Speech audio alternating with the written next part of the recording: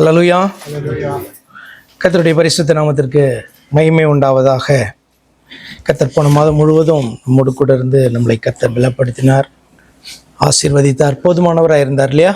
ஆம், ஒவ்வொரு நாளும் கர்த்தர் போதுமானவராக இருந்தார். கடந்த மாதம் முழுவதும் கர்த்தர் நம்மை ஆசீர்வதித்து பலப்படுத்தினார், பாதுகாத்தார். புதிய மாதத்திற்கு ஸ்தோத்திரம். இந்த மாதத்தில் ஆண்டவர் நமக்கு தந்திருக்கிறதான வேத வசனத்தை நம்ம வாசிக்கலாம். 1 தீமோத்தேயுவின் புஸ்தகம் 6ஆம் அதிகாரம் 12வது வசனத்தினுடைய முதல் பகுதி. 1 தீமோத்தேயுவுக்கு எழுதின பவுலுடைய நிருபம் 6ஆம் அதிகாரம் 12வது வசனத்தினுடைய முதல் பகுதி. விசுவாசத்தின் நல்ல போராட்டத்தை போராடு, நித்திய ஜீவனை பற்றிக்கொள், அதற்காகவே நீ அழைக்கப்பட்டாய். ஆங்கிலத்தில் வாசிக்கும் போது fight the good fight of the faith, take hold of the eternal life to which you were called. இந்த செய்தியினுடைய தலைப்பு நல்ல போராட்டம், குட் ஃபைட். கண்களை மூடுவோம். எல்லாருமே நேசிக்கிற எங்கள் பரிசுத்த பிதாவே, புதிய மாதத்திற்காக நாங்கள் உமக்கு நன்றி செலுத்துகிறோம். உம்முடைய ஜனமாய் பிதாவே, உம்மால் தெரிந்து கொள்ளப்பட்ட, அழைக்கப்பட்ட, உம்மால் ஆசீர்வதிக்கப்பட்டதான உம்முடைய பிள்ளைகளாக உம்முடைய நாமத்தில் நாங்கள் கூடியிருக்கிறோம்ப்பா. உமக்கு நாங்கள் நன்றி செலுத்துகிறோம். நீர் கொடுத்ததான எல்லா ஸ்லாக்கியத்திற்காய் ஸ்தோத்திரம். விசேஷமாய் உம்மை அப்பா பிதாவே என்று அழைக்கும்படியான ஆண்டவரே, நீர் உரிமையை, ஸ்லாக்கியத்தை நீங்கள் தந்தீங்க. வானத்தையும் பூமியையும் உண்டாக்கின கர்த்தராகிய உம்மை அறியும்படியாக ஆண்டவர் நீர் எங்களுக்கு கிருபை செய்தீங்கப்பா. எங்களோடு கூட தொடர்ந்து பேசி கொண்டு வருகிறீர், ஆலோசனைகளை தருகிறீர். அதற்காய் ஸ்தோத்திரம். வண்ணமாக இந்த மாதத்திலும் ஆண்டவர் எங்களுக்கு கொடுத்ததான இந்த வசனத்திற்காக நாங்கள் நன்றி செலுத்துகிறோம். அழைக்கப்பட்டதான ஜனங்களுக்கு உண்டாகிறதான அந்த போராட்டம் நல்ல போராட்டம் என்று சொல்லி ஆண்டவரே ஸ்தோத்திரம், எங்களை தேற்றுகிறதற்காக நன்றி செலுத்துகிறோம். கர்த்தராகிய இயேசு கிறிஸ்துவின் நாமத்தில் ஜெபிக்கிறோம், அருமை பிதாவே, ஆமென். ஹல்லேலூயா.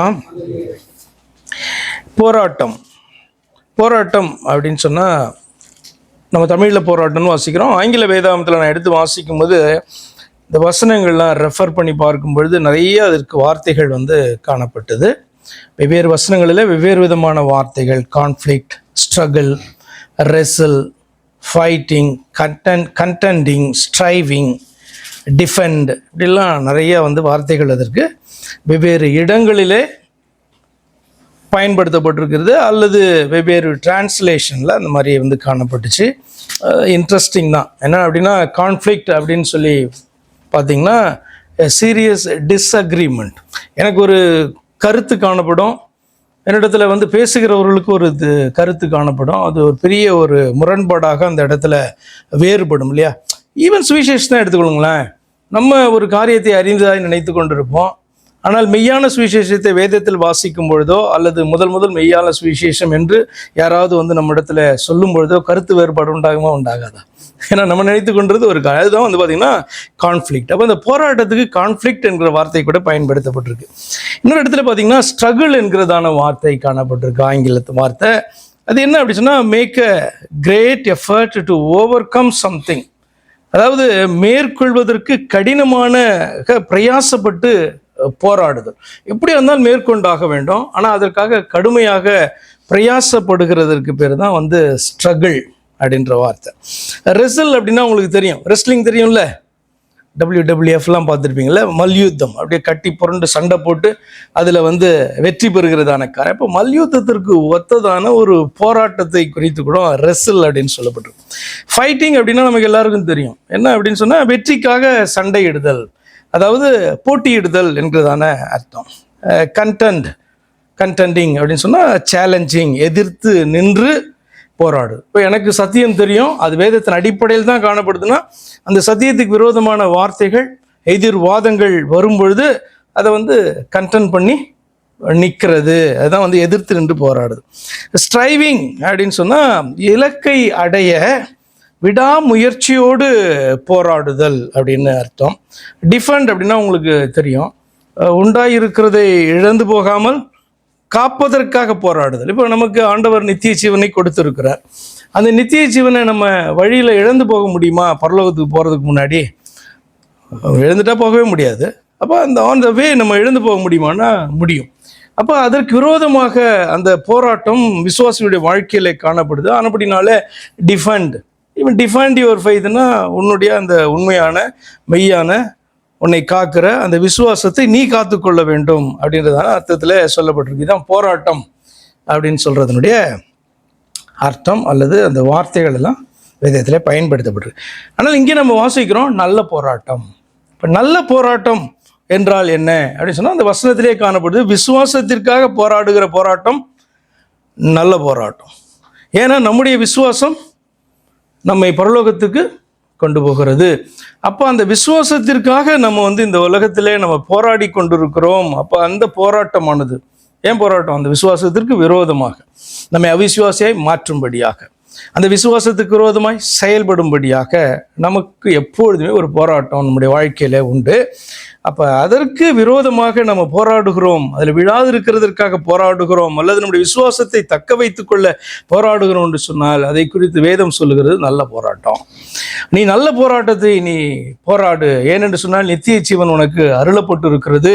ஆனபடினாலே நல்ல போராட்டத்தை நீ போராட வேண்டும் என்று சொல்லி நம்ம வாசிக்கிறோம். இப்போ இந்த முதல் செய்தியில் ஆக்சுவலாக நான் தீமையை விட்டோடி நன்மையை நாடு அப்படின்ட்டு ஒரு செய்தியை நான் பகிர்ந்து கொண்டேன் தலையில். அதில் தேவனுடைய மனுஷன் எவைகளை நாட வேண்டும், எவைகளை விட்டு ஓட வேண்டும் என்று சொல்லி பார்த்தோம். அப்போ அது கூட ஒரு போராட்டம் தான். இப்போ இவைகளை நீ விட்டு ஓட வேண்டும் அப்படின்னு சொல்லிட்டு தேவனுடைய மனுஷனிடத்துல சில அறிவுரைகள் சொல்லப்படுதுன்னா அவைகளை விட்டு ஓடுறதே ஒரு போராட்டம். அப்படியே அந்த ஃப்ளோ நம்ம போகிறோம் அப்படின்னு சொன்னால் ரொம்ப ஈஸியாக காணப்படும். ஆனால் சிலதை நீ விட்டு ஓட வேண்டும், நீ தேவனுடைய மனுஷனாக மாறிட்ட, நீ இவைகளை விட்டு ஓட வேண்டும் அப்படின்னு சொன்னால் அதுவே நமக்கு பெரிய போராட்டமாக தான் நம்ம காணப்படும். அதே மாதிரி பார்த்திங்கன்னா நல்ல போராட்டம் அப்படின்னு சொன்னால் வேற ஒன்று வீணான போராட்டம் அப்படின்னு ஒன்று உண்டு, அல்லது பிரயோஜனம் இல்லாத ஒரு போராட்டம் அப்படின்னு உண்டு. அர்த்தம் என்ன அப்படின்னா அந்த போராட்டத்தின் முடிவில் ஒரு பலனை அது நமக்கு கொடுக்கல அப்படின்னு சொன்னால் நம்ம கஷ்டப்பட்டு போராடுகிறதான அந்த வாழ்க்கை வேஸ்ட்டு, அது விரயமாகும். பவுல் இப்படி சொல்கிறார் 1 கொரிந்தியர் 9:26. 1 கொரிந்தியருக்கு எழுதின நிருபம் 9:26. நான் நிச்சயம் இல்லாதவனாக ஓடேன், ஆகாயத்தை அடிக்கிறவனாக சிலம்பம் பண்ணேன். அப்போ நான் ஒரு ஓட்டத்தை ஓடிக்கொண்டிருக்கிறேன், எதற்காக நான் ஓடுகிறேன் என்பதை அறிந்து நான் ஓடுகிறேன். அதே மாதிரி நான் சிலம்பம் பண்ணுகிறேன் அப்படின்னு சொன்னால் நான் நிச்சயம் இல்லாதவனாக நான் சிலம்பம் பண்ணேன் அப்படின்னு சொல்கிறார். அது என்ன அர்த்தம் அப்படின்னு சொன்னால் நான் செய்கிறதனுடைய முடிவு அல்லது இதில் நான் வெற்றி பெற்றால், ஜெயம் அடைந்தால் என்ன பலன் எனக்கு உண்டாகும் அப்படின்றதை அறிந்தவனாக நான் செயல்படுகிறேன் அப்படின்னு சொல்கிறார். இது எதை குறிக்கிறது அப்படின்னு சொன்னால் என்ன விசுவாசம் நமக்கு காணப்படுது, கிறிஸ்தவனாக இருக்கிறதுனுடைய நோக்கம் என்ன, சபைக்கு நம்ம வருகிறதுனுடைய நோக்கம் என்ன, எதற்காக பார்த்தோன்னா இந்த விசுவாசத்தை காத்துக்கொள்ள இவ்வளவு நம்ம போராட வேண்டும் அப்படின்னு சொன்னால் நமக்கு நன்றாக தெரியும். நித்திய ஜீவனை அடைகிறதற்காக இந்த விசுவாசம் நமக்கு காணப்படுகிறது. அப்போ நம்முடைய விசுவாசமே பார்த்திங்கன்னா சரியில்லை, வேதத்தின் அடிப்படையில் இல்லை அப்படின்னு சொன்னால் அந்த விசுவாசத்திற்காக நீங்கள் ஸ்ட்ரகிள் பண்ணுறதோ கண்டென்ட் பண்ணுறதோ அதை டிஃபெண்ட் பண்ணுறதோ ஒரு பிரயோஜனமும் இருக்காது இல்லையா? அப்போ விசுவாசம் வேதத்தின் அடிப்படையில் காணப்பட வேண்டும். அப்படிப்பட்ட விசுவாசத்தை நாம் பெற்றிருக்கிறபடினாலே அல்லது பெற்றிருக்கிறவர்களோடு கூட பவுல் பேசுகிறபடினாலே என்ன பண்ணு, இதற்காக உனக்கு நிறைய பிரச்சனைகள் வரலாம், பாடுகள் வரலாம், ஆனால் அந்த போராட்டமெல்லாம் நல்ல போராட்டம். ஏனென்று சொன்னால் அதற்குரிய பலன் பார்த்தோன்னா உனக்கு பரலோகத்தில் வைக்கப்பட்டிருக்கிறது என்று சொல்லி அவர் எழுதுகிறார். அப்போ முந்தின செய்தியில் தேவனுடைய மனுஷன் எவைகளை விட்டோட வேண்டும் என்று 3 காரியங்களை விசேஷமாக போன செய்தியில் நம்ம பார்த்தோம். அதை திரும்பவும் பார்த்திங்கன்னா நான் உங்களுக்கு சுட்டி காட்ட விரும்புகிறேன். முதலாவது, தேவனுடைய நாமமும் உபதேசமும் தூஷிக்கப்பட இடம் கொடாமல் அந்த தீமையை விளக்க வேண்டும் என்று சொல்லி முதல் 2 வசனங்களில் இந்த அதிகாரத்தில் அவர் பேசுகிறார். தேவனுடைய நாமமும் உபதேசமும் தூஷிக்கப்பட இடம் கொடாமல், நம்முடைய வாழ்க்கையில் தேவனுடைய நாமமும் அவர் நமக்கு கற்றுக் கொடுத்திருக்கிறதான அல்லது வேதத்தில் சொல்லியிருக்கிற உபதேசங்கள் தூஷிக்கப்படுகிறதற்கு நாம் இடம் கொடாதபடிக்கு அல்லது அந்த தீமையை நோக்கி வரும்பொழுது அந்த தீமையை விளக்க வேண்டும் என்று சொல்லி அவர் எழுதுகிறார். இல்லை அப்படின்னு சொன்னால் அதெல்லாம் ரொம்ப ஈஸியாக நம்ம எடுத்துகிட்டு போகிறோம் அப்படின்னு சொன்னால் என்ன பண்ணுகிறோம்னா வீணான ஒரு போராட்டத்தை நம்ம போராடி கொண்டிருக்கிறோம், வீணான ஒரு கிறிஸ்தவ வாழ்க்கையை வாழ்ந்து கொண்டிருக்கிறோம், அல்லது சும்மா வீணாக ஒரு விசுவாசின்னு நம்ம சொல்லி கொண்டு இருக்கிறோம். 2 வசனங்களை பார்க்கும்போது என்ன சொல்கிறாருன்னா தேவனுடைய நாமமும் உபதேசமும் தூஷிக்கப்படாதபடிக்கு அடிமைத்தன நுகத்திற்கு உட்பட்டிருக்கிற வேலைக்காரர் யாவரும் தங்கள் எஜமான்களை எல்லா கணத்திற்கும் பாத்திரர் என்று எண்ணிக்கொள்ள கடவுள். இதை வாசிக்கும் போது உங்களுக்கு வித்தியாசமா இதை போய் எதற்கு இதில் கொண்டு வர்றாரு அப்படின்னு உங்களுக்கு தோணும். 2வது வசனம், விசுவாசிகளாகிய எஜமான்களை உடையவர்கள் தங்கள் எஜமான்கள் சகோதரராய் இருக்கிறதுனாலே அவர்களை அசட்டை பண்ணாமல் நல் வேலையின் பலனை பெற்றுக்கொள்ளுகிற அவர்கள் விசுவாசிகளும் பிரியருமாய் இருக்கிறபடியால் அவர்களுக்கு அதிகமாய் ஊழியம் செய்ய கடவர்கள்.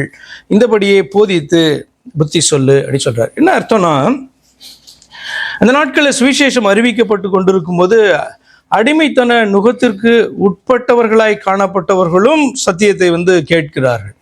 அப்படி கேட்கும் பொழுது அவர்களும் அந்த சத்தியத்தை ஏற்றுக்கொள்ளும் போது அவர்களும் தேவனுடைய பிள்ளைகளாக சபையிலே அவர்கள் சேர்க்கப்படுகிறார்கள்.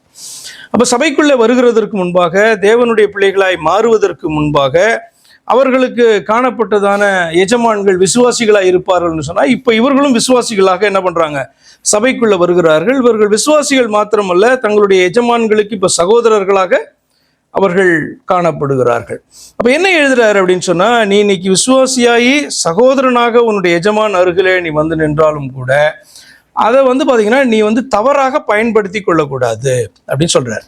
உங்களுக்கு இது நல்லா புரிய வேண்டும் என்று சொன்னால், ஆண்டவராகிய இயேசு கிறிஸ்து ஒரு இடத்துல பார்த்தீங்கன்னா இப்படி சொல்வார். என்னன்னா, தீர்க்கதரிசியானவன், அதாவது ஊழியக்காரன் தன்னுடைய சொந்த பட்டணத்திலேயோ கிராமத்திலேயோ அல்லது சொந்த ஊர்லேயோ தன்னுடைய இனத்தாரிடத்துலையோ அவன் பார்த்தீங்கன்னா கனவீனப்படுகிறவனாய் காணப்படுவான். ஏன் அப்படின்னு சொன்னால், அவன் சிறு வயதிலிருந்தே அவனை பார்க்கிறவர்களாக அவன் காணப்படுவாங்க. ஒரு நாளில் திடீர்னு அவன் ஊழியக்காரனாக மாறி, இயேசு கிறிஸ்துவை எடுத்துக்கொள்ளுங்க, ஏன் இயேசு கிறிஸ்து மற்ற இடங்களிலே பார்த்தீங்கன்னா மகிமை அடைந்ததை போல அவர் வளர்ந்த இடத்துல அவரால் மகிமை அடைய முடியல அப்படின்றதுக்கு இந்த வார்த்தையை சொல்லுவார். ஏன் அப்படின்னு சொன்னால், நாம் பார்த்ததானே ஆள் தானே இவர், நம்ம கூட விளையாண்டுட்டு இருந்தவர் தானே, நம்ம தெருவில் நடந்தவர் தானே அப்படின்னு சொல்லி அவரை பார்த்தீங்கன்னா அவர்கள் ஏற்றுக்கொள்வதற்கு அதுவே ஒரு பெரிய இடறுதலாக அவர்களுக்கு காணப்பட்டது. என்ன அப்படின்னு சொன்னால், மேசியா பக்கத்து ஊரில் பிறந்திருந்தாருன்னா, அங்கே மேசியா பிறந்திருக்கிறாருன்னு சொன்னால் என்ன பண்ணுவாங்க, ஓடி போய் இந்த ஜனங்க ஏற்றுக்கொண்டிருப்பாங்க. ஆனால் தங்களுடைய ஊரில் மேசியா தோன்றி இருக்கிறார் அல்லது இங்கே நம்ம அருகிலே தான் வளர்ந்திருக்கிறார், திடீரென்று மேசியா என்று ஒரு 30 வயதில் அறிவிக்கப்படுகிறார், வேத வசனங்கள்லாம் சுட்டி காண்பித்து இவர் தான் மேசியா என்று சொல்லுகிறார்கள் என்று சொன்னால் அவர்களால் என்ன பண்ண முடியல, ஏற்றுக்கொள்ள முடியல. அந்த அறிமுகமே பார்த்தீங்கன்னா ரொம்ப க்ளோஸாக இருக்கிற ஒரு காரியமே அவர்களுக்கு விசுவாசிக்கிறதுக்கு இடறுதலாக அவருடைய வாழ்க்கையில காணப்பட்டது. அப்போ இதன் அடிப்படையில் நீங்க பார்த்தீங்க அப்படின்னு சொன்னா, அடிமைத்தனத்திற்கு அல்லது அடிமைத்தன நுகத்திற்கு உட்பட்டு காணப்பட்டவர்கள் வேலைக்காரர்கள் வெளியில இருக்கும்போது அந்த எஜமான்களுக்கு ரொம்ப கனப்படுத்தி விசுவாசமாக காணப்பட்டவர்கள் இந்த நாட்களில் கர்த்தரை ஏற்றுக்கொண்டு சபைக்குள்ள வரும்போது அவர்களை அசட்டை பண்ண ஆரம்பிக்கிறார்கள். பவுல் அதை சுட்டி காண்பித்து ஒரு நல்ல விசுவாசி இப்படி இருக்கக்கூடாது அப்படின்ட்டு எழுதுறாரு. என்ன சொல்றாரு பாருங்க, 2வது வசனத்துல, விசுவாசிகளாகிய எஜமான்களுடையவர்கள் தங்கள் எஜமான்கள் சகோதரராய் இருக்கிறபடினால் அவர்களை அசட்டை பண்ணாமல் நல்வேலையின் பலனை பெற்றுக்கொள்ளுகிற அவர்கள் விசுவாசிகளும் பிரியருமாய் இருக்கிறபடியால் அவர்களுக்கு அதிகமாய் ஊழியம் செய்ய கடவர்கள். இப்படியே நீ போதித்து புத்தி சொல்லு அப்படி சொல்ற. அப்ப விசுவாசம் சம்பந்தப்பட்ட ஒரு காரியமாய் இருக்கிறது. உண்மையான விசுவாசியானவன் என்ன பண்ணணும் அப்படின்ற காரியத்தை என்ன பண்றாரு, அதுல சுட்டி காண்பிக்கிறாரு. நீ இதற்கு மாறாக செயல்படும் பொழுது அது தேவனுடைய நாமம் தூஷிக்கப்படுவதற்கு அது ஏதுவாய் காணப்படுது. ஏன் தேவனுடைய நாமம், முன்னாடி தேவனுடைய நாமம் தெரியாது, இன்னைக்கு தேவனுடைய நாமம் தெரிந்து உள்ள வருகிறாய். ஆனால் வந்த பிறகு பார்த்தீங்கன்னா அதை தவறாக நீ பயன்படுத்துகிறபடியினாலே பார்த்தீங்கன்னா தேவனுடைய நாமம் தூஷிக்கப்படுகிறது அப்படின்ட்டு சொல்லுகிறார். புரிந்து கொண்டிருப்பீர்கள் சொன்னிக்கிறேன். 2வதாக ஆரோக்கியமான 3வது வசனம் வாசிக்கும் போது, ஆரோக்கியமான வசனங்களுக்கும் தேவ பக்திக்கு ஏற்ற உபதேசங்களுக்கும் விரோதமான தீமைகள் விலக்கப்பட வேண்டும். அப்படி நம்முடைய வாழ்க்கையில நம்ம விலக்காம அதை ஒரு சாதாரணமாக எடுத்துக்கொண்டு இருப்போமானால் அந்த மனுஷன் பார்த்தீங்கன்னா ஒரு வீணான போராட்டத்தை அவன் போராடி கொண்டிருக்கிறான் என்று சொல்லி அர்த்தம். அதை 3லிருந்து வாசிக்கலாம். ஒருவன் நம்முடைய கர்த்தராகிய இயேசு கிறிஸ்துவின் ஆரோக்கியமான வசனங்களையும் தேவ பக்திக்கு ஏற்ற உபதேசங்களையும் ஒப்புக்கொள்ளாமல் வேற்றுமையான உபதேசங்கள், நான் நிச்சயமா பார்த்தீங்கன்னா இந்த வசனத்தை 1 தீமோத்தேயு 3:16 உங்களை ரெஃபர் பண்ணி உங்களை வாசித்து பார்க்க நான் விரும்புகிறேன். பார்த்தீங்கன்னா உங்களை உற்சாகப்படுத்துகிறேன். காரணம் என்னென்னா பாருங்களேன், நம்முடைய கர்த்தராகிய இயேசு கிறிஸ்துவின் ஆரோக்கியமான வசனங்களையும் தேவ பக்திக்கேற்ற உபதேசங்களையும் ஒத்துக்கொள்ளாமல். அப்போ தேவ பக்திக்கேற்றதான ஒரு காரியம் அல்லது தேவ பக்தி அல்லது ஒப்புக்கொள்ளுகிற காரியம் என்று சொல்லி பார்த்தீங்கன்னா 1 தீமோத்தேயு 3:14 ஒரு காரியம் சொல்லப்பட்டிருக்கும்ல, நீங்கள் வாசிப்பீர்கள் என்று சொன்னால் வாசிங்க. அதாவது தேவ பக்திக்குரிய ரகசியமானது, அது ஒரு உபதேசம். திரும்ப ஒப்புக்கொள்ளுகிற என்ற ஒரு வார்த்தை அந்த இடத்துல வருகிறது. யாவரும் ஒப்புக்கொள்ளுகிறபடியே என்ன காரியம் என்று சொல்கிறார்? தேவன் மாம்சத்துல வெளிப்பட்ட ஒரு தேவன் நமக்கு உண்டு, நம்மளை உண்டாக்கினவர். அவர் மாம்சத்துல என்ன பண்ணார்? மனிதனாக வெளிப்பட்டார் நம்மளை ரட்சிக்கிறதற்காக. அப்ப தேவ பக்திக்கேற்ற உபதேசங்களை ஒப்புக்கொள்ள வேண்டும். இதுதான் உபதேசம், இதுதான் சத்தியம் என்று வேதம் நமக்கு அறிவிக்கும் பொழுது அதை நம்ம ஒப்புக்கொள்ளலை அப்படின்னு சொன்னா என்ன நடக்கும்? அடுத்ததுன்னா வேற்றுமையான உபதேசங்களை போதிக்கிறவனாக நம்ம மாறிவிடுவோம்.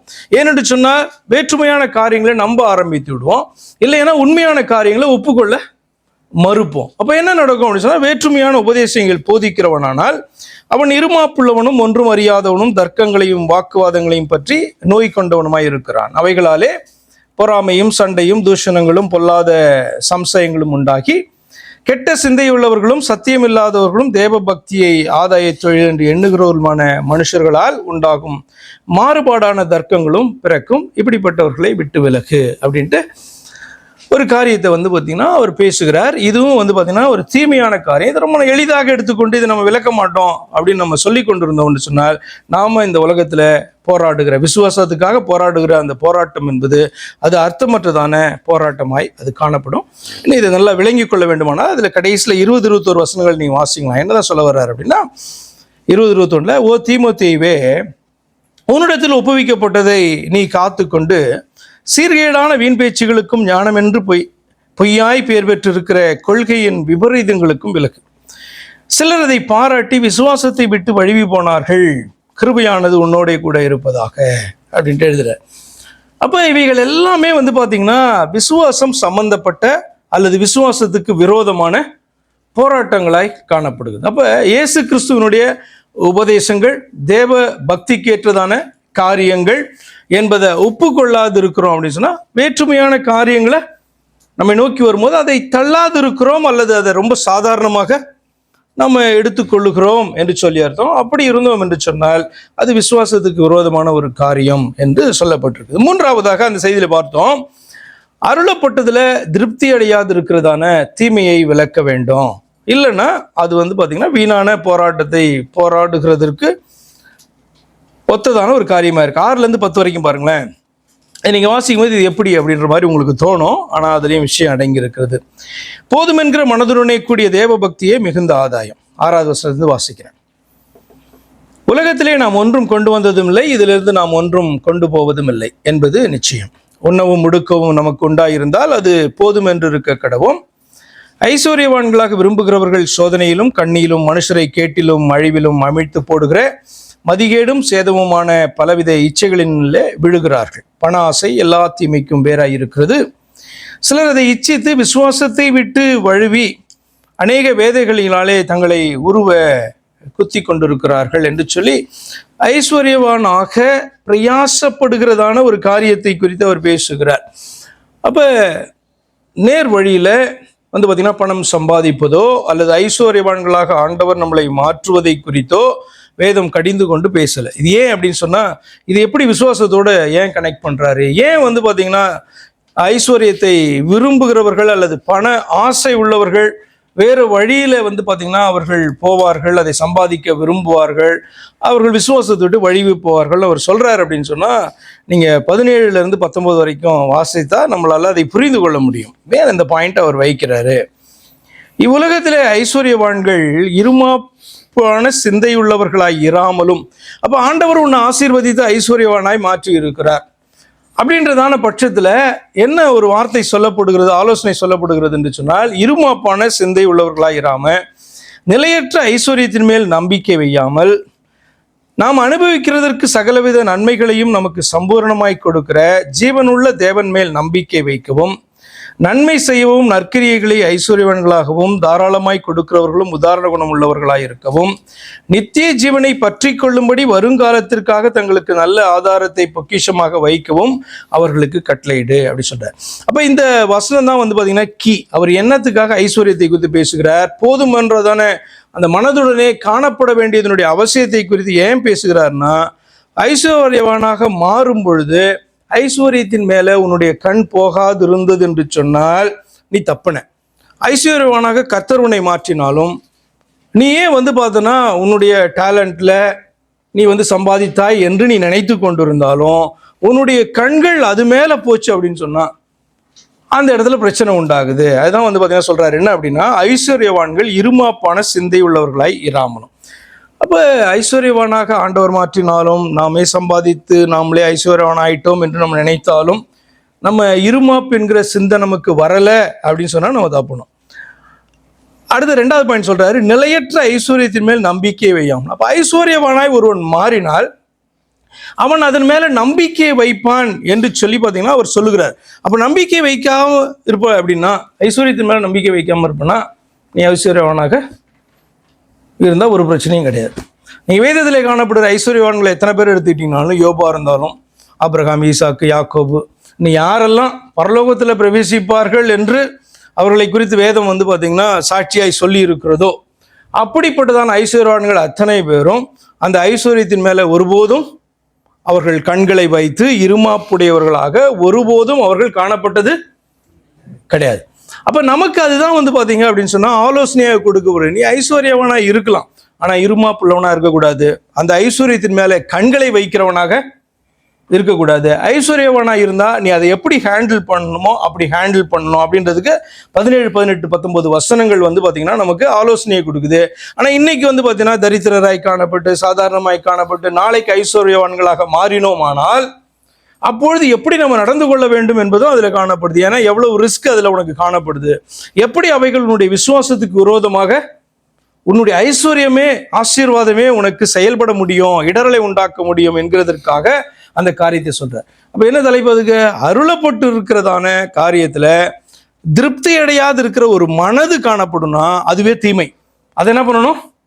அதை விளக்கணும். இல்லை என்று சொன்னால் நாம் ஓடுகிற ஓட்டம், நம்முடைய அந்த போராட்டம் என்பது அர்த்தமற்றதான போராட்டமாக, வீண் போராட்டமாக அது மாறிவிடும், நல்ல போராட்டமாக இருக்காது என்கிறதான 3 காரியங்களை பார்த்தோம். அப்போ இன்றைக்கி பார்த்தீங்கன்னா விசுவாசத்திற்காக போராடுகிறதான போராட்டம் தான் நல்ல போராட்டம். அதில் ஒரு 6 பாயிண்ட்ஸை பார்த்து முடிக்க போகிறோம். முதலாவதாக, தேவனுடைய சித்தம் நிறைவேறுகிறதற்கு விரோதமான போராட்டம் பார்த்தீங்கன்னா நல்ல போராட்டம். தேவனுடைய சித்தம் நம்முடைய வாழ்க்கையில நிறைவேறுகிறதற்கு விரோதமாய் காணப்படுகிறதான போராட்டம் அது பார்த்தீங்க அப்படின்னா நல்ல போராட்டம். யோவான் 13ஆம் அதிகாரம் 33வது வசனத்துல 2வது பகுதியை நம்ம வாசிக்கும் போது, யோவான் 16:33 2வது பகுதி, ஆண்டவராகிய இயேசு கிறிஸ்து பார்த்தீங்கன்னா தன்னுடைய சாட்சியிலிருந்து ஒரு காரியத்தை அவர் பின்பற்றுகிறதான ஜனத்திற்கு அவர் அன்றைக்கு கற்றுக் கொடுத்தார். அது இன்னைக்கு வாசிக்கிற நமக்கும் தான், அவரை பின்பற்றுகிறபடினால. உலகத்தில் உங்களுக்கு உபத்திரவம் உண்டு, ஆனாலும் திடன் கொள்ளுங்கள், நான் உலகத்தை ஜெயித்தேன் என்றார். இப்போ சிந்தித்து பாருங்க, இயேசு கிறிஸ்துவுக்கு உலகத்தில் என்ன உபத்திரவம்? இயேசுவானவருக்கு உலகத்தில் என்ன உபத்திரவம்? ஏன் உபத்திரவம்? இயேசுவானவருக்கு என்ன உபத்திரவம்னா, இயேசுவானவர் பார்த்தீங்கன்னா தனக்கென்று ஒரு பாதையை அவர் நியமித்து கொண்டு பார்த்தீங்கன்னா இந்த பூமிக்கு வந்தார். என்ன பாதைனா, தன்னுடைய ஜனத்தை ரட்சிக்கணும், மீட்கணும். அதற்கு பார்த்தீங்கன்னா அவர் தம்மையே என்ன பண்ணார்? தெரிந்து கொண்டு வந்தார். அப்போ அந்த நோக்கத்தை அவர் நிறைவேற்ற முடியாதபடிக்கு அல்லது நிறைவேற்றுவதற்கு விரோதமாக அவருடைய வாழ்க்கையில காணப்பட்டதான அத்தனை காரியங்களும் தடைகளும் பார்த்தீங்க அப்படின்னு சொன்னால் போராட்டம், அவைகளெல்லாம் அவருக்கு உபத்திரம், அணுதின உபத்திரவம், அணுதின போராட்டம். அப்போ என்ன ஆண்டவர் கற்றுக் கொடுக்குறார்? இந்த உலகத்திலே உங்களுக்கு உபத்திரவம் உண்டு. என்னன்னா, நீங்கள் அழைக்கப்பட்டவர்கள் அல்லவா, உங்களுக்கு பார்த்தீங்கன்னா ஒரு பாதை நியமிக்கப்பட்டு இருக்கிறது. அந்த பாதையிலே நீங்கள் பிரயாணம் பண்ணும் பொழுது, ஓடும் பொழுது நீங்களுக்கு அநேக போராட்டங்களை நீங்கள் பார்த்தீங்கன்னா சந்திக்க வேண்டியிருக்கும். என்ன போராட்டம்னா, நீங்கள் தேவனுடைய சித்தத்தை நிறைவேற்றுவதற்கு விரோதமாக உங்களுடைய வாழ்க்கையில் நீங்கள் சந்திக்கிற எழும்புகிற அத்தனை காரியங்களுக்கும் விரோதமாக நீங்கள் போராட வேண்டும். அது போராட்டம் தானே. அப்போ தேவனுடைய சித்தம் நிறைவேறுவதற்கு விரோதமாக நம்ம போராடுகிற போராட்டம் பார்த்தீங்கன்னா என்ன போராட்டம்? அது நல்ல போராட்டம், குட் ஃபைட் என்று பார்த்தீங்கன்னா வேதம் சொல்லுது. ரெண்டாவதாக, தேவனுடைய பிள்ளைகள் ஆனபடினாலே நமக்கு உண்டாகிறதான போராட்டம். என்னைக்கு தேவனுடைய பிள்ளைகள் ஆகிறோமோ அன்னையிலிருந்து பார்த்தீங்கன்னா விசேஷமாக ஒரு போராட்டம் நம்முடைய லைஃப்பில் ஸ்டார்ட் ஆகும், அல்லது it triggers naturally when you become a child of God. அது வரைக்கும் பார்த்தீங்கன்னா இந்த போராட்டம் நம்முடைய லைஃப்பில் கிடையாது. அதாவது எபேசியர் 6ஆம் அதிகாரம் 12வது வசனத்தில் இப்படி வாசிக்கிறோம். எபேசியர் 6:12, மாம்சத்தோடும் இரத்தத்தோடும் அல்ல, துரைத்தனங்களோடும் அதிகாரங்களோடும் இப்பிரபஞ்சத்தின் அந்தகார லோகாதிபதிகளோடும் வானமண்டலத்தில் உள்ள பொல்லாத ஆவிகளின் சேனைகளோடும் நமக்கு போராட்டம். யாருக்குன்னு நினைக்கிறீங்க நீங்க? இது விசுவாசிகளை தவிர மற்றவர்களுக்கு கிடையாது. இந்த உலகத்தில் பிறந்து வளர்ந்து வருகிற எல்லா மனுஷனுக்கும் இப்படி பயங்கர போராட்டம் காணப்படுதா? கிடையாது. என்னைக்கு பார்த்தீங்கன்னா அவன் பரலோக ராஜ்யத்தின் பிள்ளையாக அவன் அழைக்கப்பட்டு அந்த அழைப்பை ஏற்றுக்கொண்டு தேவ பிள்ளையாகிறானோ அன்னைக்கு ஒரு காரியம் ட்ரிகர் ஆகும், டக்குன்னு பட்டன் அழுத்தின மாதிரி.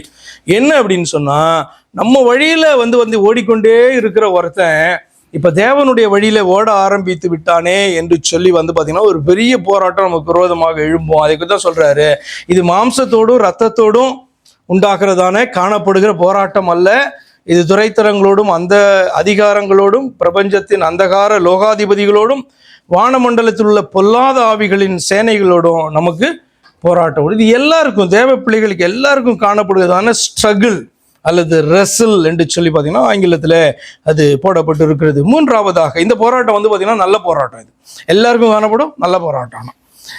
மூன்றாவதாக, நல் சுவிசேஷத்திற்கான போராட்டம். பிலிப்பியர் 1ஆம் அதிகாரம் 27வது வசனத்தில் இப்படி வாசிக்கிறோம், நான் உங்களை கண்டாலும் நான் வராமல் இருந்தாலும் நீங்கள் ஒரே ஆவியிலே உறுதியாய் நின்று ஒரே ஆத்துமாவினாலே சுவிசேஷத்தின் விசுவாசத்திற்காக கூட போராடி எதிர்க்கிறவர்களால் ஒன்றிலும் மருளாதிருக்கிறீர்கள் என்று உங்களை குறித்து நான் கேள்விப்படும்படி எவ்விதத்திலும் நீங்கள் கிறிஸ்துவின் சுவிசேஷத்திற்கு பாத்திரராக மாத்திரம் நடந்து கொள்ளுங்கள் அப்படின்னு சொல்லிட்டு உண்மையான சுவிசேஷத்தை அறிந்து ஏற்றுக்கொண்டவர்களை குறித்து அவர்களுக்கு உண்டாகிறதான ஒரு போராட்டத்தை குறித்து சொல்றாரு. அந்த மெய்யான சுவிசேஷத்தை ஏற்றுக்கொண்டது நிமித்தமாகவே அந்த விசுவாசத்திற்காகவே பார்த்தீங்கன்னா ஒரு போராட்டம் காணப்படுகிறது அப்படின்ட்டு பார்த்தீங்கன்னா சொல்றாரு. இது ஆங்கிலத்தில் கண்டெண்டிங் ஆர் ஸ்ட்ரைவிங் அப்படின்ட்டு பார்த்தீங்கன்னா சொல்லப்பட்டிருக்கு. எதிர்த்து நிற்க வேண்டியதான காரியம். மற்ற சுவிசேஷம் என்கிற பெயரில் வருகிறதான அநேக காரியங்கள் இருக்கலாம். ஆனால் வேதத்தில் சுவிசேஷம்னா என்ன அப்படின்னு நம்ம அறிந்திருக்கிறோம். அதை அறிந்து கொண்டவர்கள் அந்த சுவிசேஷத்திற்காக நிற்கும்போது உண்டாகிறதான அந்த ஒரு போராட்டத்தை குறித்து வேதம் சொல்லும்போது அது நல்ல போராட்டம் என்று சொல்லுகிறது. நான்காவதாக, பாவத்திற்கு விரோதமான போராட்டம். எபிரேயர் 12ஆம் அதிகாரம் 4வது வசனத்தில் ஒரு நல்ல போராட்டத்தை குறித்து வாசிக்கிறோம். என்னன்னா, பாவத்திற்கு விரோதமாக போராடுகிறதுல நம்ம போராடி கொண்டு தான் இருக்கிறோம். ரத்தம் சிந்தப்படத்தக்கதாக நீங்கள் இன்னும் எதிர்த்து நிற்கவில்லையே, இன்னும் நீங்கள் அந்த அளவுக்கு நீங்கள் அப்படிப்பட்ட சூழ்நிலை உங்களுக்கு வரலை. அவ்வளோ பெரிய போராட்டம்லாம் இல்லை, சாதாரணமாக எல்லா விசுவாசிகளும் போராடுகிற அந்த போராட்டத்தை தான் நீங்களும் போராடி கொண்டு இருக்கிறீங்க அப்படின்னு சொல்லிட்டு என்ன பண்றாரு, ஒரு போராட்டத்தை குறித்து பேசுறாரு. அது என்னன்னா, பாவத்திற்கு விரோதமாக போராடுகிற போராட்டம். அது என்ன பாவத்திற்கு விரோதமாக போராடுகிற போராட்டம்? பாவம் செய்யாம நான் இருப்பேன் அப்படின்ட்டு நீங்க விசுவாசத்துல நிற்கிறதான காரியமே பாவத்திற்கு விரோதமாக போராட்டம். என்னன்னா, நீங்க கண்டென்ட் பண்றீங்க, அதாவது பாவத்தை எதிர்த்து நிற்கிறீங்க. அது ஒரு பக்கம்னா நீங்க ஒரு பக்கம் நின்று நீங்க என்ன பண்றீங்க, நான் செய்ய மாட்டேன்னு அதை இருக்கிறீங்க. ஆனபடினாலே பாவத்திற்கு விரோதமான நீங்க நிற்கிற போராட்டம் என்பதே ஒரு நல்ல போராட்டம் என்பதை நீங்கள் அறிய வேண்டும். ஐந்தாவதாக, இந்த போராட்டம், இந்த நல்ல போராட்டம் என்பது எல்லா விசுவாசிகளுக்குமே பொதுவானது மாத்திரமல்ல, அவசியமானது என்று வேதம் சொல்லுகிறது. பிலிப்பியர் 1:30 வாசிக்கிறோம். பிலிப்பியர் 1:30 நீங்கள் என்னிடத்திலே கண்டதும், இந்த இடத்துல அது பவுலை குறிக்குது, நீங்கள் என்னிடத்திலே கண்டதும் எனக்கு உண்டென்று இப்பொழுது கேள்விப்படுகிறதுமான போராட்டமே உங்களுக்கும் உண்டு அப்படின்னு சொல்றார்.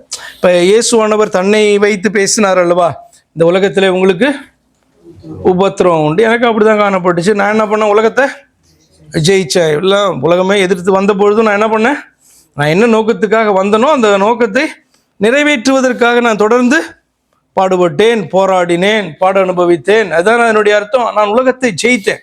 அப்போ நீங்களும் பார்த்தீங்கன்னா உலகத்தை ஜெயிக்க முடியும். எப்படி ஜெயிக்க முடியும்? உங்கள் விசுவாசமே உலகத்தை ஜெயிக்கிற ஜெயம் என்று சொல்லி அவர் சொல்லுகிறத நீங்க பார்ப்பீங்க. தன்னை வைத்து பேசுகிறார். அதே போல பவுல் இந்த இடத்துல சொல்றாரு, நீங்கள் என்னிடத்திலே கண்டது என்ன விதமான போராட்டத்தை நான் தேவனுடைய சித்தத்தை நிறைவேற்றுவதற்காக என்னுடைய ஓட்டத்தில் நான் சந்திக்கிறேனோ அதுதான் நீங்களும் சந்திக்கிறீங்க. என்னிடத்துல கேள்விப்படுகிற காரியத்தை தான் நீங்களும் பார்த்தீங்கன்னா அனுபவிக்கிறீங்க. வேற புதுசா உங்களுக்கு ஒண்ணுமே கிடையாது, அதே மாதிரி போராட்டம் தான் அப்படின்ட்டு என்ன பண்றாரு சொல்றாரு. அதே மாதிரி பார்த்தீங்கன்னா 1 தீமோத்தேயு 1:18 இப்படி வாசிக்கிறோம், குமாரனாய தீமோத்தேயுவே, உன்னை குறித்து முன்னுண்டான தீர்க்க தரிசனங்கள் படியே நீ அவைகளை முன்னிட்டு நல்ல போராட்டம் பண்ணும்படி இந்த கட்டளையை உனக்கு ஒப்புவிக்கிறேன். நீ விசுவாசமும் நல்மனசாட்சியும் உடையவனாய் இரு. இப்போ தீமோத்தேயு ஒரு ஆலோசனையை கொடுக்குறாரு. என்ன அப்படின்னா, நீ இவைகளை முன்னிட்டு, உன்னிடத்திலே ஒப்பு கொடுக்கப்பட்டதான இந்த காரியங்களை முன்னிட்டு, உன்னை குறித்து சொல்லப்பட்ட இந்த காரியங்களை முன்னிட்டு நீ நல்ல போராட்டத்தை பண்ணும்படி இந்த கட்டளையை உனக்கு நான் ஒப்பு. அப்போ இந்த போராட்டம், நல்ல போராட்டம் என்பது நமக்கு கொடுக்கப்பட்டிருக்க கட்டளையாக நம்மிடத்தில் எதிர்பார்க்கப்படுகிற ஒரு காரியமாக பார்த்தீங்கன்னா வேதம் சொல்லுகிறது. அடுத்ததாக பாருங்க, பேதுரு இதை குறித்து எழுதும்போது 1 பேதுரு 5:9 அவர் சொல்றாரு, விசுவாசத்தில் உறுதியா இருந்து அவனுக்கு எதிர்த்து நில்லுங்கள். உலகத்தில் உள்ள உங்கள் சகோதரரிடத்தில் அப்படிப்பட்ட பாடுகள் நிறைவேறி வருகிறது என்று அறிந்திருக்கிறீர்கள். நீங்க விசுவாசத்திலே உறுதியா இருந்து பிசாசை எதிர்த்து நிற்கும்போது இந்த உலகத்துல உங்களுக்கு என்னென்ன பாடுகள் எல்லாம் உண்டாகுதோ இந்த பாடுகள் எல்லாம் உங்களுக்கு புதிதென்று சொல்லி ஒருபோதும் நினைக்காதீங்க. இந்த உலகத்திலே காணப்படுற உங்க சகோதரரிடத்திலே அப்படிப்பட்டதான பாடுகள், அதே மாதிரியான பாடுகள் பார்த்தீங்கன்னா நிறைவேறி வருகிறது என்று நீங்கள் அறிய வேண்டும். உங்களுக்கு மாத்திரம் இது புதுசு கிடையாது, எல்லா விசுவாசிகளுக்கும் இதே காரியம் விசுவாசத்தை காத்து கொள்ளும் போது அவருடைய வாழ்க்கையில் நடந்து கொண்டு இருக்கிறது என்று சொல்லி அவர் எழுதுறார். யூதா எழுதும்போது யூதா 1:3 பிரியமானவர்களே, பொதுவான ரட்சிப்பை குறித்து உங்களுக்கு எழுதும்படி நான் மிகவும் கருத்துள்ளவனாய் இருக்கையில் பரிசுத்தவான்களுக்கு ஒரு விஷயம் ஒப்பு கொடுக்கப்பட்ட விசுவாசத்திற்காக நீங்கள் தைரியமாய் போராட வேண்டும் என்று உங்களுக்கு எழுதி உணர்த்துவது எனக்கு அவசியமாய் கண்டது. யூதா பார்த்தீங்கன்னா சொல்லும்போது டிஃபெண்ட் அப்படின்ற வார்த்தையை யூஸ் பண்றாரு. நீங்க ஒரு விஷயம் உங்களுக்கு ஒப்பு கொடுக்கப்பட்டதான விசுவாசத்திற்காக நீங்கள் தைரியமாய் போராட வேண்டும், அந்த விசுவாசத்தை நீங்க டிஃபெண்ட் பண்ணணும் கடைசி வரைக்கும் அப்படின்ட்டு சொல்லி என்ன பண்றாரு அவர் எழுதுறாரு. இது அவசியமாய் காணப்படுது, ஏனென்று சொன்னால் இது உங்களுடைய ரட்சிப்பை குறித்ததான ஒரு காரியம் என்று அவர் எழுதுகிறார். அப்போ அத்தனை பேரும் பார்த்தீங்கன்னா என்னதான் சாட்சி எழுதுறாங்க இந்த அப்போஸ்தலர் அத்தனை பேரும், இந்த நல்ல போராட்டம் என்பது யாருக்கும் புதிதில்லை, இது எல்லா விசுவாசிகளுக்கும் பொதுவான ஒன்று, அழைக்கப்பட்ட அத்தனை பேருக்கும் பொதுவான ஒன்று, மாத்திரமல்ல இது அவசியமான ஒன்று என்று சொல்லி எழுதுகிறார்கள். கடைசியாக சோர்ந்து போகுமா போராட்டம்னா, சோர்ந்து போகுமா போகாதா? நிச்சயமா சோர்வு உண்டாகும் இல்லையா? ஏன்னா நிறைய விதமான வார்த்தைகளை சொல்லி அந்த போராட்டத்தை குறித்து வேதம் நமக்கு விளக்குகிறது. அப்போ போராட்டம் என்பது நிச்சயமாக சோர்வு அடைய செய்யும், டயர்ட் ஆகும். அப்போ சோர்ந்து போகும்போது கர்த்தருக்குள்ளே உங்களை திடப்படுத்தி கொண்டு உற்சாகம் அடைந்து போராட்டத்தை தொடருங்கள். Get inspired and go on. இதுதான் பார்த்தீங்கன்னா கடைசியான பாயிண்ட். 2 தீமோத்தேயு 4:7 இப்படி வாசிக்கிறோம். 2 தீமோத்தேயு 4:7 நமக்கு முன்ன ஓடினவர் ஒரு வார்த்தையை எழுதுறார். நமக்கு முன் ஓடினவர் இயேசு கிறிஸ்து என்பதை அறிவோம். அப்போ இயேசு கிறிஸ்துவை பின்பற்றி ஓடின இன்னொரு ஊழியக்காரன் இதை எழுதுறார், பவுல் எழுதுறார். நல்ல போராட்டத்தை போராடினேன், ஓட்டத்தை முடித்தேன், விசுவாசத்தை காத்து கொண்டேன் அப்படின்ட்டு எழுதுறார். நல்ல போராட்டத்தை போராடினேன், ஓட்டத்தை முடித்தேன், விசுவாசத்தை காத்து கொண்டேன். அப்போ இது பார்த்தீங்கன்னா நம்மளை இன்ஸ்பயர் பண்ணுகிறதான காரியம். சோர்ந்து போகும்பொழுது நமக்கு முன்னாடி ஓடின மனுஷன் தானே, சாதாரண மனுஷன் தானே, ஆனால் இந்த மனுஷன் இந்த போராட்டத்தில் எப்படி தன்னுடைய விசுவாசத்தை அவன் காத்து கொண்டான் அப்படின்ட்டு நம்ம வாசிக்கும் போது இது கூடும், நம்மளாலையும் கூடும் என்று சொல்லி பார்த்தீங்கன்னா நிச்சயமாக ஒரு இன்ஸ்பிரேஷன் நமக்கு உண்டாகும். அடுத்ததாக எபிரேயரில் எழுதும்போது 10:32 ஒரு வார்த்தையை நம்ம வாசிக்கிறோம். எபிரேயர் 10:32 where we get the inspiration. முந்தின நாட்களை நினைத்து கொள்ளுங்கள். நீங்கள் பிரகாசமாக்கப்பட்டிருந்த அந்த நாட்களில் உபத்திரவங்களாகிய மிகுந்த போராட்டத்தை சகித்தீர்களே. நீங்க இயேசு கிறிஸ்துவை பாருங்க, பாலை பாருங்க. அடுத்ததாக நீங்க எங்க வந்து பார்க்கலாம்? உங்களுடைய வாழ்க்கையிலே நீங்கள் ரட்சிக்கப்பட்ட பின்பு இப்படிப்பட்ட போராட்டங்களை வந்து பார்த்தீங்கன்னா நீங்க சந்தித்த போது அதை எப்படி நீங்க சகித்தீங்க அப்படின்றத கொஞ்சம் நீங்க யோசித்து பார்த்தீங்கனாலே அது உங்களுக்கு என்ன கொடுக்கும்? ஒரு உற்சாகத்தை கொடுக்கும். இப்போ அப்படிலாம் நீங்க சந்திச்சிருக்கீங்களா? ஒருபோதும் நீங்கள் போராட்டத்தை சந்தித்ததே இல்லையா? நிறைய போராட்டங்கள் நம்முடைய வாழ்க்கையில் உண்டு. இன்றைக்கும் போராட்டங்களை நம்ம வந்து பார்த்திங்கன்னா ஃபேஸ் பண்ணி கொண்டு இருப்போம். ஆனால் இன்றைக்கி நமக்கு தோணும், எப்படி இதுலேருந்து நான் வெளியில் வர போகிறேன், இந்த போராட்டத்தை எப்படி நான் மேற்கொள்ள போகிறேன் என்கிறதான ஒரு பயம் கூட, ஸ்ட்ரென்த் இல்லாததை போல கூட நம்ம உணர்வோம். ஆனால் இன்ஸ்பிரேஷன் எங்கேருந்து நீங்கள் எடுக்க முடியும்? நம்முடைய ஆண்டவரிடத்துலேருந்து எடுக்க முடியும். அவர் மனிதனாக தோன்றி பாடு அனுபவித்தார். அவரை பின்பற்றி ஓடின தேவ மனுஷர்கள் அவ்வண்ணமாகவே பாட அனுபவித்தார்கள். அவர்கள் சொல்லும்போது சொல்றாங்க, நான் நல்ல போராட்டத்தை எனக்கு காணப்பட்ட அந்த விசுவாசத்தை தக்க வைத்துக் கொள்ளும்படியாக நான் நல்ல போராட்டத்தை நான் போராடினேன், என்னுடைய அந்த விசுவாசத்தை முடிவு மட்டும் காத்து கொண்டேன் அப்படின்னு சொல்லிட்டு என்ன பண்றாங்க, எழுதுறாங்க. நம்மையே நம்ம ஆராய்ந்து பார்க்கும்போது கூட எத்தனையோ முறை வந்து பார்த்தீங்கன்னா நம்ம உபத்திரவங்களை சந்தித்த போது கூட இந்த போராட்டத்தில் நம்ம நின்று இருக்கிறோமா இல்லையா? அப்போ இன்ஸ்பிரேஷன் வேற எங்கெல்லாம் வந்து வர வேண்டாம். வேத வார்த்தையில் எடுத்து வாசிக்கும் நம்முடைய ஆண்டவரிடத்திலிருந்து வரும். ஆண்டவரை பின்பற்றினதான தேவ மனுஷர்களிடத்திலிருந்து வரும். நம்ம தேவ மனுஷர்கள் ஆன பின்பு நம்ம அநேக உபத்திரவங்களை சந்தித்திருப்போம் அல்லவா, மேற்கொண்டு இருப்போம் அல்லவா. அதெல்லாம் சிந்தித்து பார்த்தா கூட இன்னைக்கு வந்து இது எப்படி நான் கடந்து வருவேன் என்று நினைக்கும் போது அது கூட நம்மளை இன்ஸ்பயர் பண்ணுமா? அப்போ அவர் சொல்றாரு, முந்தின நாட்களை நினைத்து கொடுங்க. நீங்க பிரகாசிப்பிக்கப்பட்ட போது, ரட்சிக்கப்பட்ட போது, உற்சாகமாய் காணப்பட்ட போது, அந்த நாட்களில் நீங்கள் உபத்திரவங்களாகிய மிகுந்த போராட்டத்தை நீங்க சகித்தீங்களே, அதை நினைத்து கொள்ளுங்க. இந்த நாளில் நீங்க என்ன பண்ணுவீங்க? இன்றைக்கு காணப்படுகிறதை நீங்கள் மேற்கொண்டு நீங்கள் வருவீர்கள் என்று சொல்லி அவர் எழுதுகிறார். ஆனபடினாலே அழைக்கப்பட்ட ஒவ்வொரு விசுவாசியும் விசுவாசத்தின் நல்ல போராட்டத்தை போராடுவதும் அதில் நிற்பதும் ஜெயிப்பதும் அவசியம். ஹல்லேலூயா. ஏன்னா வசனம் என்ன சொல்கிறது? நீங்க அழைக்கப்பட்டீங்க. எதற்காக அழைக்கப்பட்டீங்க? நித்திய ஜீவனை பெறுவதற்காக நீங்கள் அழைக்கப்பட்டீங்க. அப்போ அதனால்தான் வந்து பார்த்தீங்கன்னா நம்முடைய விசுவாசத்தை கண்டுதான் வேதம் அந்த வாக்குத்தத்தத்தை நமக்கு கொடுக்கிறது இல்லையா? அப்ப அந்த விசுவாசத்தை நீங்க காத்து கொள்ளுங்க, நல்ல போராட்டத்தை போராடு அதுக்காக என்று வேதம் சொல்லுகிறது. ஆனபடினாலே அழைக்கப்பட்ட ஒவ்வொரு விசுவாசியும் விசுவாசத்தினுடைய நல்ல போராட்டத்தை போராடுவதும் அதில் நிற்பதும் ஜெயிப்பதும் அவசியமான காரியம். இன்ட்ரெஸ்டிங்காக காணப்படும். என்ன அப்படின்னா, நம்ம இந்த இன்ஸ்பிரேஷனை வேதத்திலிருந்து எடுக்கும் பொழுது உற்சாகம் அடைவோம். கர்த்தருக்குள்ளே நம்ம பலப்படுத்தி கொள்ளும் போது பலம் நமக்கு உண்டாகும். இதை எப்படி செய்து முடிப்பேன், எப்படி இதை தாண்டி வருவேன் அப்படின்னு நினைக்கும் பொழுது வந்து பார்த்தீங்கன்னா சோர்வு உண்டாகும். ஆனால் நானே இதை கடந்த நாட்களில் கடந்து வந்திருக்கிறேனே, தேவ மனிதர்கள் இதை கடந்து வந்திருக்கிறார்களே, தேவன் மனிதனாக வெளிப்பட்டு இதை கடந்து வந்திருக்கிறார் இந்த உபத்திரவங்களை என்று சொல்லி எண்ணும்போது அதுவே நமக்கு ஒரு பெரிய ஊன்றுகோலாக, ஒரு தூண்டுதலாக, ஒரு ஏவுதலாக, ஒரு இன்ஸ்பிரேஷனாக காணப்படும். அப்படி எழுதி நிற்போமா?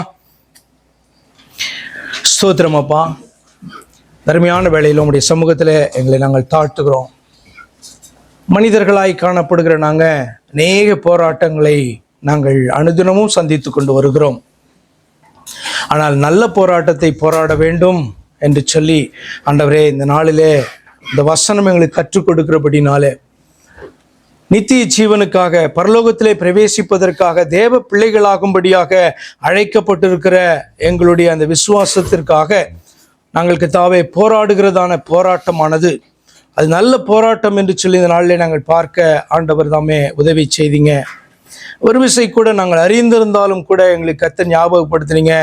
நித்திய ஜீவன் என்கிற வாக்கு தத்தத்தை நாங்கள் உம்மிடத்திலிருந்து பெற்றுக்கொண்டிருக்கிறோம். உம்மை கர்த்தாவே எஜமானாக, எங்களுடைய தெய்வமாக, எங்களுடைய தகப்பனாக நாங்கள் கொண்டிருக்கிறோம்.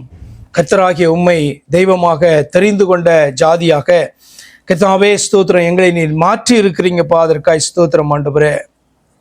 இவ்விதமான சீரை பெற்றதான ஜனம் பாக்கியம் உள்ளது என்று வேதத்தில் எழுதியிருக்கிறபடி ஆண்டவரே உம்முடைய ஜனத்தை ஆசீர்வதிப்பது ஆண்டவரே, உமக்கு பிரியமான காரியமாய் இருக்கிறபடினால் நன்றி செலுத்துகிறோம். இதை அறிந்ததான பிசாசு, வான மண்டலத்தினுடைய சேனைகள், அசுத்த ஆவிகள் எங்களுக்கு விரோதமாக கிரியை செய்கிறதான அந்த போராட்டத்தை நாங்கள் கர்த்தாவே வாழ்க்கையில கண்டாலும் ஆண்டவரே, நாங்கள் உறுதியாய் கர்த்தரை பற்றி கொண்டு, ஆண்டவரே ஸ்தோத்திரம் கர்த்தாவே, சர்வாயுத வர்க்கங்களை தரித்து கொண்டு விசுவாசத்தோடு கூட கர்த்தாவே நாங்கள் நிற்கும் பொழுது எல்லா காரியத்திலும் எங்களுக்கு ஜெயம் உண்டாகிறது என்று சொல்லி நாங்கள் அறிந்திருக்கிறோம். கர்த்தர் செய்ய நினைத்தது, கர்த்தர் எங்களுக்கு தர நினைத்தது, கர்த்தர் எங்களை ஆசீர்வதிக்க விரும்புகிற காரியம் தடையில்லாமல் உம்முடைய பிள்ளைகளுடைய வாழ்க்கையில நடக்கும் என்று சொல்லி நாங்கள் அறிந்திருக்கிறோம். அதற்கு விரோதமாக கர்த்தாவே பொறாமையினாலும் மண் கண்களினாலும் எங்களுடைய கர்த்தாவே எங்களுக்கு விரோதமாக எழும்புகிறதான சத்துருனுடைய தந்திரங்களினாலும் உண்டாகிறதற்கு விரோதமாக நாங்கள் போராடுகிறதான நிற்கிறதான இந்த போராட்டம் நல்ல போராட்டமாக ஆண்டவரே நாங்கள் எண்ணி தைரியமாய் நிற்க கர்த்தர் தாமே எங்கள் ஒவ்வொருவருக்கும் உதவி செய்வீராக. நீர் கற்றுக் கொடுத்து கொண்டு வருகிறீர் ஆண்டவரே, அதற்காய் ஸ்தோத்திரம். ஆண்டவரே, உம்முடைய பிள்ளைகள் சோர்ந்து போகும் பொழுது ஆண்டவரே உம்மிடத்திலிருந்து பலத்தை பெற்றுக்கொள்ளவும், ஆண்டவர் எங்களுக்கு முன்பாய் ஓடினதான சாட்சிகளிடத்திலிருந்து அவர்களை பார்த்து ஆண்டவரை நாங்கள் கற்றுக்கொள்ளவும், எங்களுடைய வாழ்க்கையில கூட ஆண்டவரே பிரகாசிப்பிக்கப்பட்ட பொழுது ஆண்டவரே நாங்கள் சந்தித்ததான காரியங்களை எவ்வண்ணமாய் நாங்கள் மேற்கொண்டு நின்றோம், சாட்சி பெற்றோம் என்கிறதை கர்த்தாவே ஒரு விசை கூட நினைவு கூர்ந்து கர்த்தாவே இந்த நாட்களில் பலனடைய உதவி செய்வீராக. வந்திருக்கிற ஒவ்வொருவரையும், கேட்கிறவரையும், கேட்க போகிறவர்களையும் கர்த்தர் தாமே ஆசீர்வதிப்பீராக. இந்த மாதத்தை கர்த்தர்களுக்கு ஆசீர்வாதமாய் மாற்றி கொடுங்க. தேவைகளை எல்லாம் சந்திப்பீராக. தேவ சமூகத்திலே கர்த்தாவே எப்பொழுதும் உற்சாகமா இருக்க உதவி செய்யுங்க. சோர்ந்து போகும்போது கர்த்தருக்குள்ளே கர்த்தாவை திடப்படுத்திக் கொள்ள கர்த்தர் எங்களுக்கு உதவி செய்வீராக. உடைய பிள்ளைகளுடைய அனைத்து தேவைகளையும் கர்த்தர் தாமே சந்திப்பீராக. கர்த்தராகிய இயேசு கிறிஸ்துவின் நாமத்தில் ஜெபிக்கிறோம் அருமை பிதாவே. ஆத்துமாவே கர்த்தரை ஸ்தோத்திரி, பரிசுத்த நாமத்தை ஸ்தோத்திரி. கர்த்தர் செய்த சகல உபகாரங்களையும் மறவாதே. ஆமென். கர்த்தராகிய இயேசு கிறிஸ்துவினுடைய கிருபையும் நம்முடைய தேவனாகிய அவருடைய அன்பும் அவருடைய பரிசுத்த ஆவியின் ஐக்கியமும் மீண்டும் மீண்டும் சதா காலங்களிலும் உங்கள் அனைவரோடும் கூட இருப்பதாக. ஆமென்.